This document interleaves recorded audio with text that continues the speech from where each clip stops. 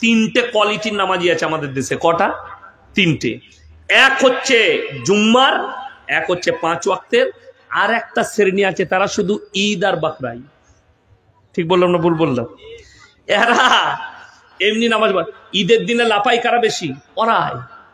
আমি 15টা গ্রামের ইমামতি করি বর্ধমানে। তো নামাজ দাঁড়াবো, একজন এসে বলছে হুজুর নিয়তটা বলে দিন। আমি বললাম সানাটা জানিস? না। দরুদ শরীফ? না। আত্তাহিয়াতু? না। আমি বললাম তুই খালি মাথা ঠক, তোর এমনি হয়ে যাবে, কিচ্ছু করা লাগবে না। কি বুঝলেন? আমি বললাম আমি জীবনে বলবো না। কেন? ইমাল তো জীবনে আসবে না, খালি ওই ঈদের দিনের জন্য এইছে।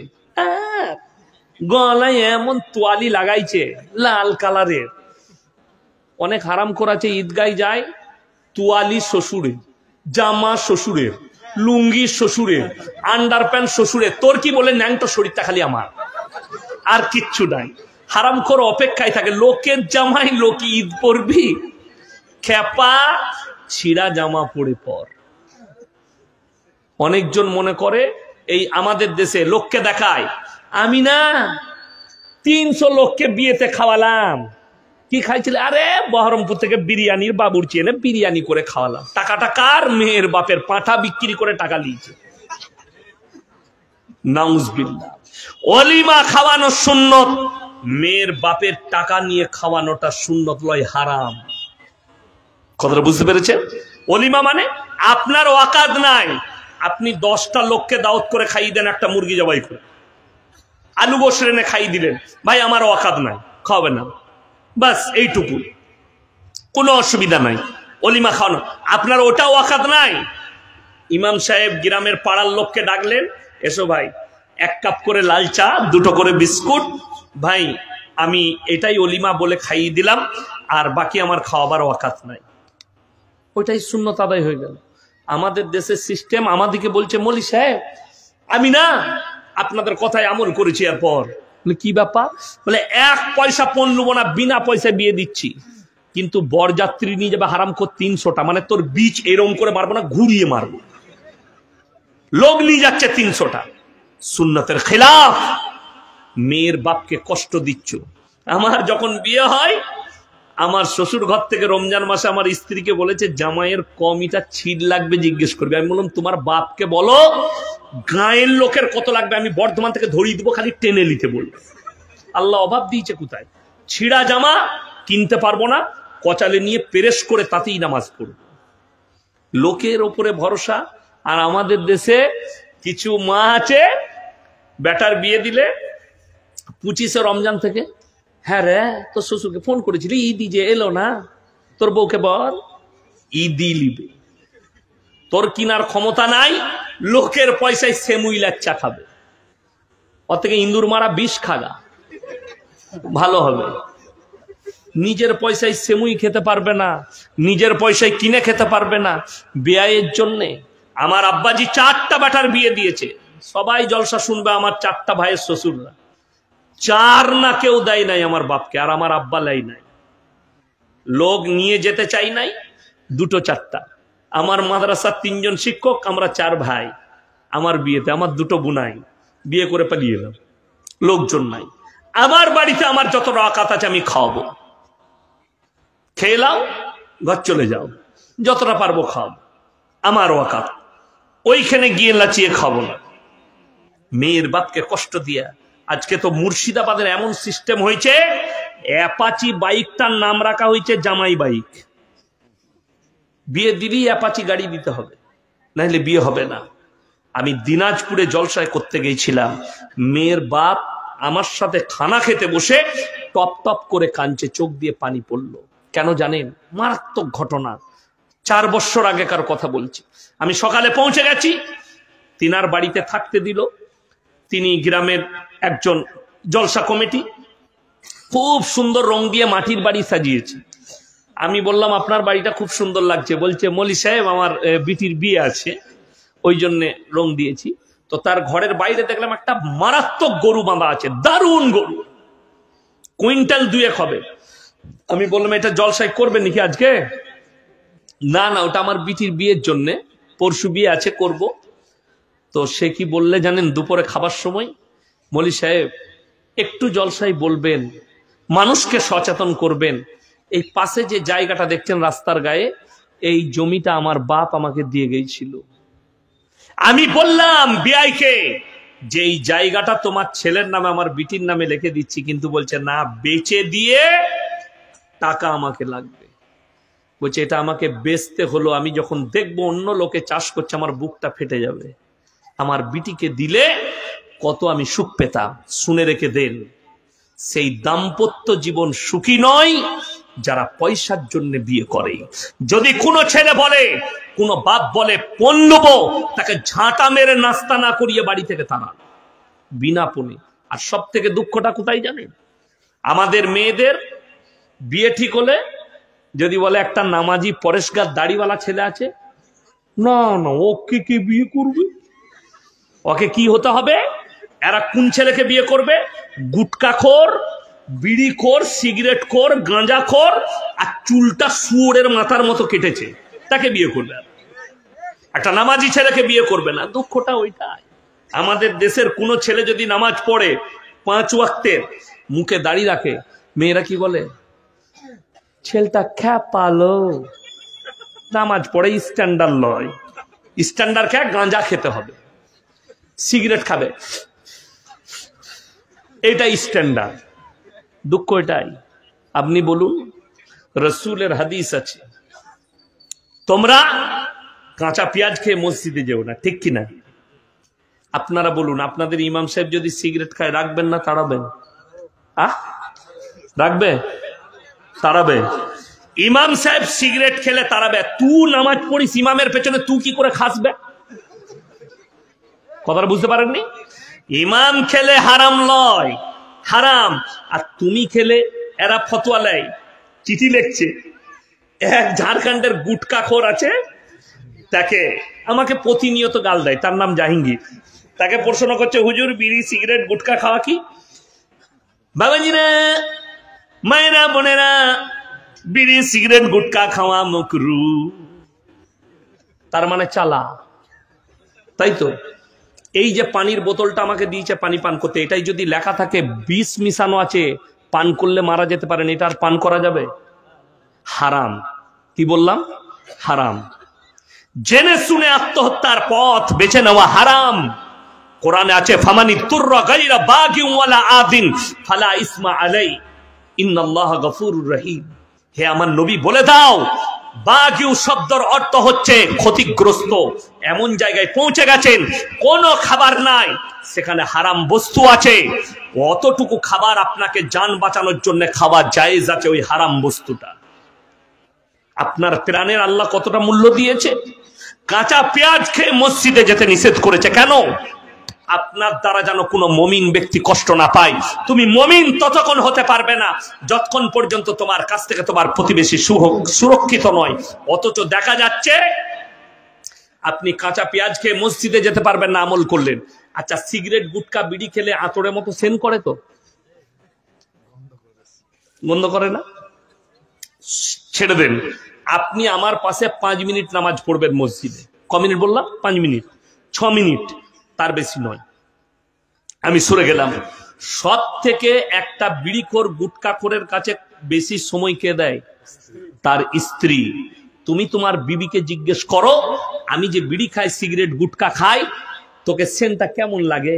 ও মনে মনে ভাববে, 8 কুড়োর বেটা, তোকে তো ঝাঁটা মারতে মন যায়, কিন্তু করবো কি? তো আমার স্বামী। কথাটা বুঝতে পারেননি? এই যে বিবির কষ্ট মনের, এই কষ্টর হিসেব আপনি কিয়ামতের দিনে দাঁড়িয়ে দিতে পারবেন না। বিড়ি সিগারেট গুটকার প্যাকেটে লেখা আছে না নাই হানিকারক, ক্যান্সারের কারণ। আপনি জেনে শুনে আত্মহত্যার পথ বাছছেন, নিজের জীবনের ক্ষতি করছেন। আল্লাহর কসম, আপনি আপনার প্রাণের হিসাব দিতে গিয়ে ফেরে পড়ে যাবেন নামাজ পড়ার পরও, তাহাজ্জুদ পড়ার পরও। ওই জন্যে এই ধরনের জিনিসগুলো থেকে আপনি নিজেকে হেফাজত করুন। জোরে বলুন ইনশাআল্লাহ। এই আনারুল বাবু পকেটে লং রেখেছে, লং। আমাকে বললে একটা লং চিবান, আমি লংটাও চিবাই না। আমি খাবার ছাড়া আর কিছু খাই না। আমাদের বাপ বেটার অভ্যাস, আজ পর্যন্ত একটা পান মশলা পর্যন্ত খাই নাই, একটা মিষ্টি পান পর্যন্ত খাই না। এ জানে জীবনভর আমরা ভাববেন, আমি পড়ার জীবন থেকে আজ পর্যন্ত মুখে কোনো জিনিস দিই। আর আমাদের দেশে দেখতে পাবেন অনেকজন আছে গুটকাখোর মৌলবি, আপনি অবাক হয়ে, বাস্তব সত্য কথা বলছি, আল্লাহ সাক্ষী আছে। আমি ইতাই মালদায় গাজল পেরিয়ে এক জায়গায় জলসাই যাচ্ছি, তো চাঁচল বলে এক জায়গায় দাঁড়ালাম, একটা দোকানে মাল কিনছি। তো আমাকে বললে মৌলী সাহেব বসুন, আমি বসলাম। তো বলে এক কাপ চা খান, আমরা দাও। চা খেলাম, মুসলিম ব্যক্তি চা দিচ্ছে, ভালোবাসে। চা খাওয়ার পরে কি বলছে জানেন? মৌলী সাহেব একটা সিগারেট দেবো। আমি শালা আচ্ছা ফেরত। আমি বুঝতে পারলাম আর হুজুর সিগারেট খায়। আমি তাকে বললাম, এই মৌলী সাহেবদের কি সিগারেট খাওয়াই চলবে না, তো জায়েজ নাই। সে আমাকে কি বলে জানেন? কি কথা বলছে, আমাদের মৌলী সাহেব যে সিগারেট খায়, বলে আবে ওটা গুটকাখোর জিলাপি হুজুর, আমি কিন্তু ওই মাল লয়, তোমরা আসল মৌলবি চিনোনি। কোরআনে আছে, আপনাদের মনে মনে হচ্ছে ইয়াসিন ভাই কি বক্তা, আমার মতো 100টা মৌলবি ধরা পড়বে কিয়ামতের দিনে, 100টা। কোরআন বলছে সূরা বাকারা, ইন্নাল্লাযীনা ইয়াকতুমুনা মা আনজালাল্লাহু মিনাল কিতাব ওয়া ইয়াশতারুনা বিহি থামানান কালীলা উলাইকা মা ইয়াকুলুনা ফি বুতুনিহিম ইল্লান নার।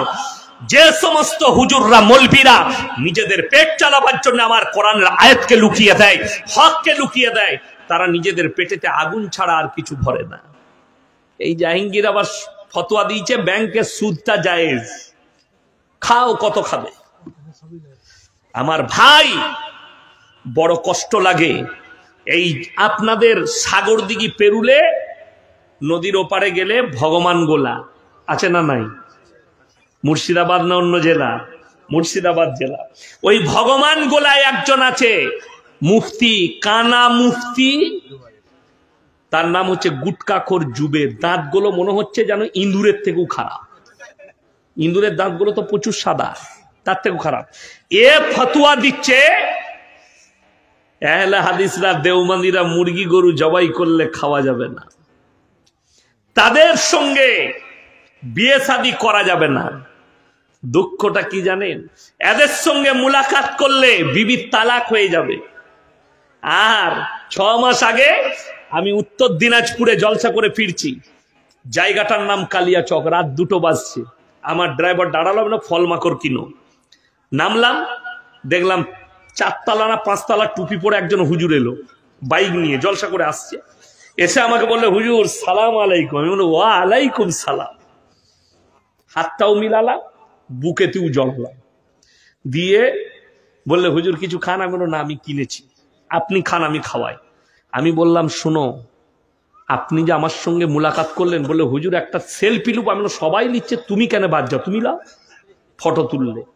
আমি বললাম তোমাদের কানা মুফতি ফতোয়া দিয়েছে দেওবন্দি আহলে হাদিসের সঙ্গে মুলাকাত করলে বিবির তালাক পড়ে যাবে, এখন তোর বউটা নিয়ে কি করবি বল। সে বললে ও তো হারাম খোর মুফতি, আমরা এটা স্টেজে বলতে পারবি? পারবি না। কষ্টটা ওই জায়গায় এরা ফতোয়া দেয়। আমি কালকে পরশু মেদিনীপুরে ছিলাম। মেদিনীপুরের একজন হুজুর, কানা হুজুর, পা পর্যন্ত জামা পরে হুজুর সেজেছে, সেই কানা হুজুর ফতোয়া দিচ্ছে এদের পেছনে নামাজ পড়লে নামাজ হবে না। আর আল্লাহ সাক্ষী আছে, আমি মিথ্যা বলিনি। এই হুজুর গত বছরে আমার ড্রাইভার সাক্ষী আছে, আমাকে, আমি ডেট লুবো না, আমাকে ছাড়বে না। দিয়ে শেষকালে বললে হুজুর ফজরের পরে আপনি 1 ঘন্টা বায়ান করবেন। আমরা তাহলে আমি গিয়ে ঘুমাবো। আমি হুগলি ডিস্ট্রিক্টে রাত 2টোয় শেষ করলাম। ওখানে গিয়ে যখন 4টায় ঢুকছি, তখন দেখছি ওই হুজুর বক্তব্য দিচ্ছেন। আমি উজু করে গিয়ে বসলাম। ইমাম সাহেব বললে হুজুর নামাজটা পড়িয়ে দেন। আমি নামাজ পড়াতে লাগলাম, ওই হুজুর আমার পেছনে নামাজ পড়ল। কথাটা বুঝতে পেরেছেন? তারা কমকে কতটা ধোকা দেয়। সে আমার পেছনে নামাজ পড়বে, তার কমের লোককে বলছে তোমরা এদের পেছনে নামাজ পড়ো না।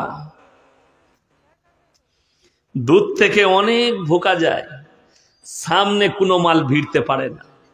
আমি 100টার বেশি জলসা করেছি ফুরফুরা এলাকায়, এখনো জলসা আছে। আমি চ্যালেঞ্জ দিয়েছি, স্টেজে এসে মারামারি করবি, দূর থেকে লয়। আপনারা এখনো ভিডিও দেখেছেন ইয়াসিনকে কেউ অ্যাটাক করতে পেরেছে স্টেজে? তাদিকে এমন ঢাকা ঢাকবো সবাই জানে এই মালের কাছে ভিড়া যাবে না। আমি একবার বলেছি আমি ছোটখাটো মিসাইল লয়, আমি পরমাণু বোমা, যার উপরে বাস্ট হবে সে আর অস্তিত্ব খুঁজে পাবে না। ওই ফুরফুরার একজন, তার নামটা হচ্ছে সাফেরি সিদ্দিকী, আমাকে গালি দিয়েছে, আবার আমার আব্বাকে বলেছে ওটা পাগল।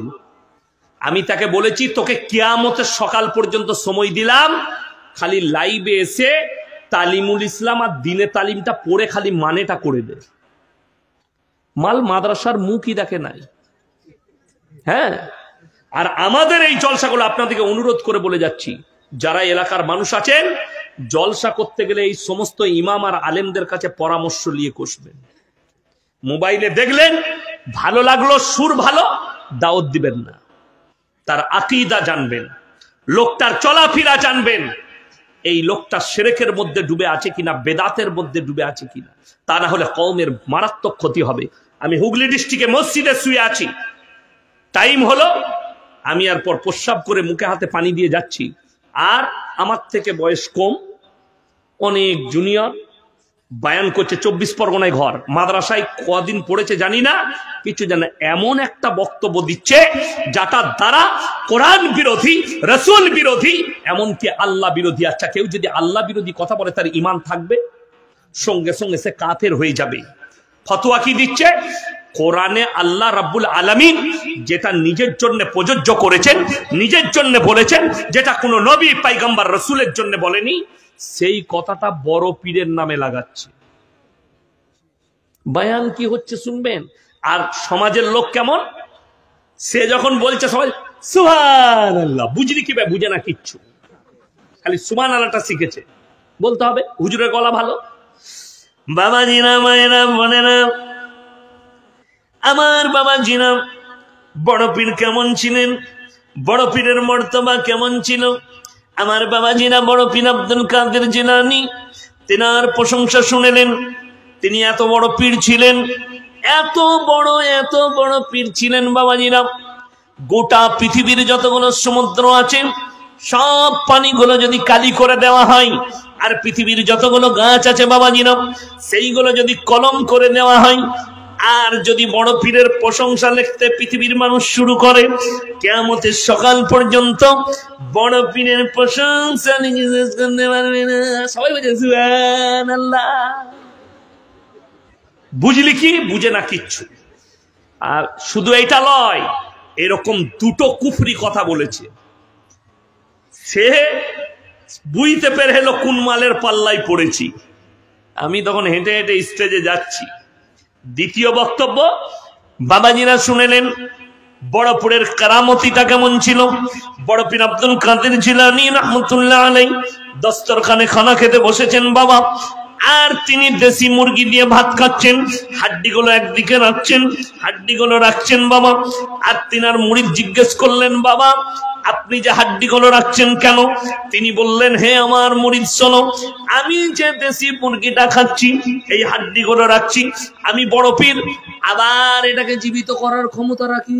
যা বুঝে করবে। নাউজুবিল্লাহ বলে।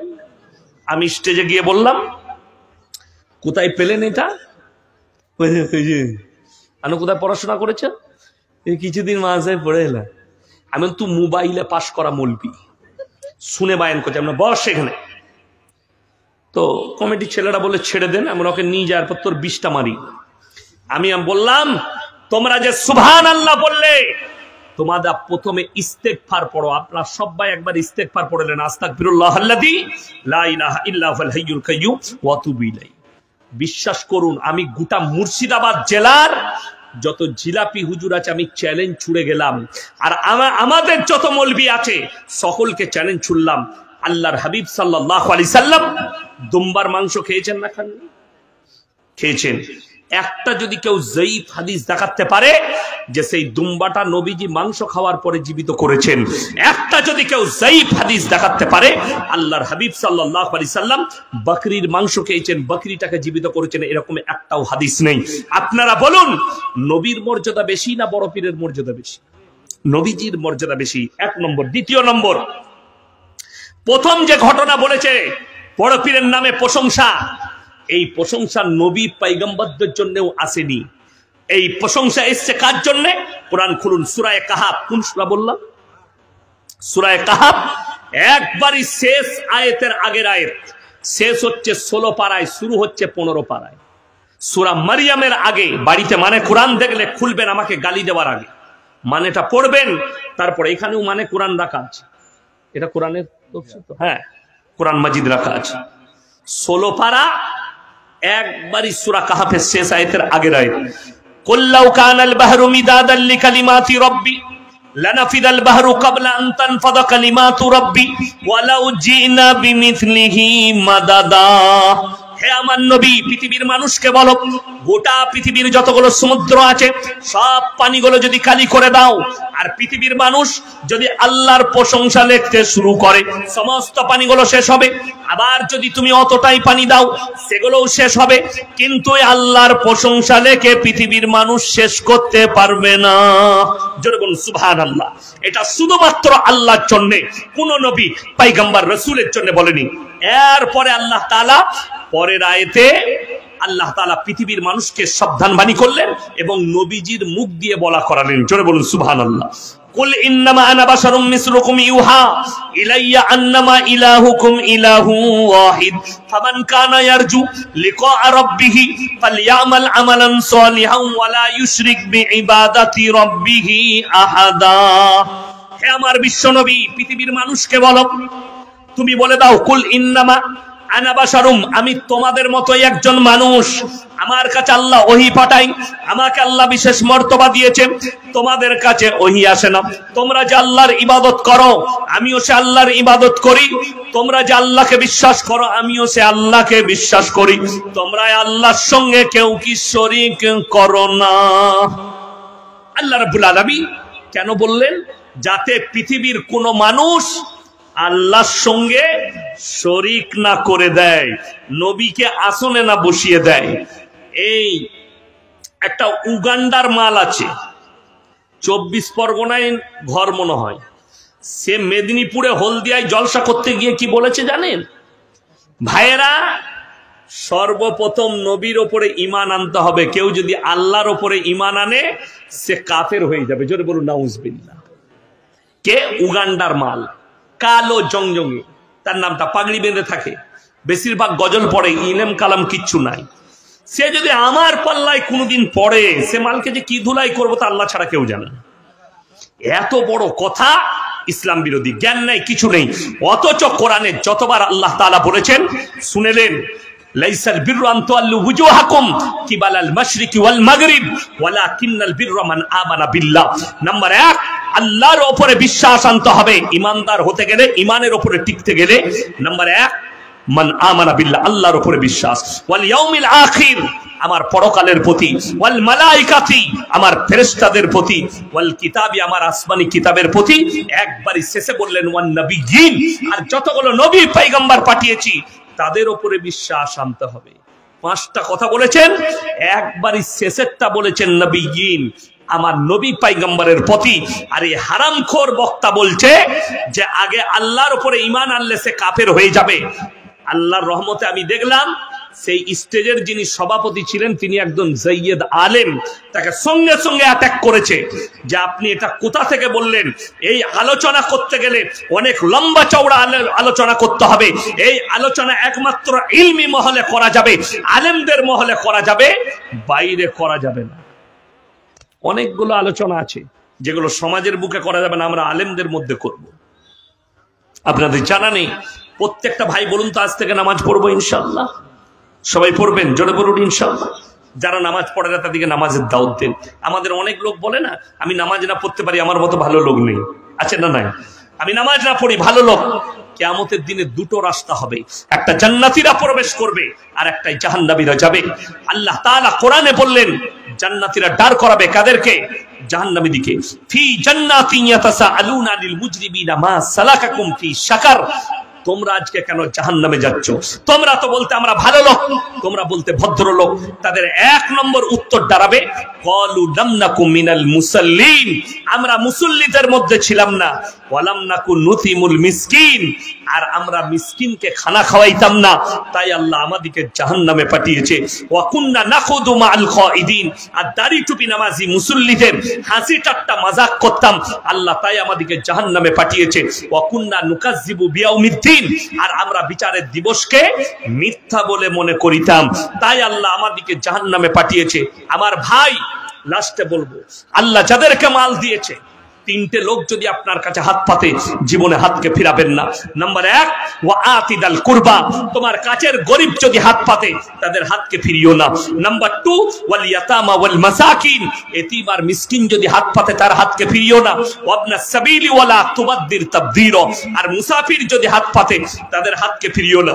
পৃথিবীর মধ্যে সবথেকে দামি জায়গা দুটো জায়গা, নাম্বার 1 আল্লাহর ঘর মসজিদ, নাম্বার 2 ওই জায়গা যেখানে আল্লাহ আল্লাহর রাসূলের কথা আলোচনা হয়।